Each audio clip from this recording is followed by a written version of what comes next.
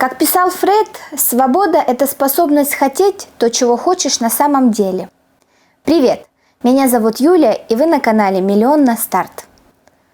Для меня свобода – это независимость от внешних факторов и окружения, а также не могу не согласиться с Фрейдом. Я четко и ясно для себя поняла, чтобы стать свободной, нужно менять мировоззрение и мышление.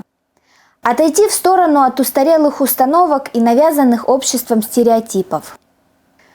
Как много среди вас по-настоящему свободных людей. Меня всегда безумно вдохновляют люди, которые стремятся к свободе не просто словами, но и действиями. И если вы на пути дорог и не знаете, что делать, но так хотите изменить свою жизнь, оставайтесь со мной. И, быть может, я своей трансформацией вдохновлю вас или подтолкну на первые шаги.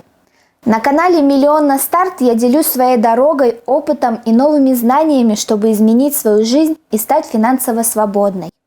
А сейчас хочу рассказать о изменениях, с которых я начала. В первую очередь это осознанность жизни. Какая моя жизнь? Что меня в ней не устраивает? И дав ответы на эти вопросы, я поняла, в каком направлении мне стоит идти дальше.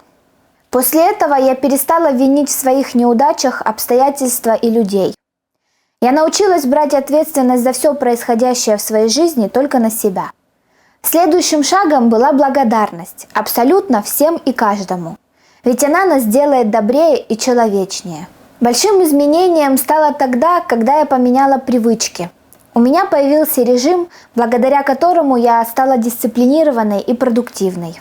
И сразу же занялась саморазвитием. Научилась признавать свои ошибки и принимать недостатки. Потом перестала обижаться. Теперь я считаю, что человека невозможно обидеть, он может только обидеться. И, наконец, сбросила с себя все детские травмы. После чего я научилась говорить о своих чувствах и слышать чувства других. Забегая вперед, этот шаг давался мне очень долго и сложно.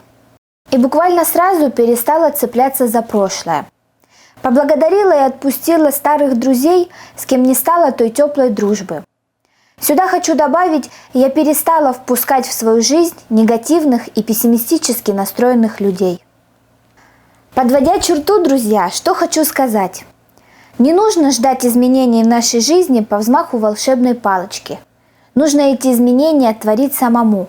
Менять мышление, ставить цели и развиваться. Я поделилась своими изменениями, которые уже прошла. В нашей жизни несколько сценариев, и какой прожить, решать только нам самим. Спасибо, что посмотрели мое видео. Подписывайтесь на канал, ставьте пальчик вверх и пишите в комментариях, какие изменения прошли или проходите вы. До встречи, друзья!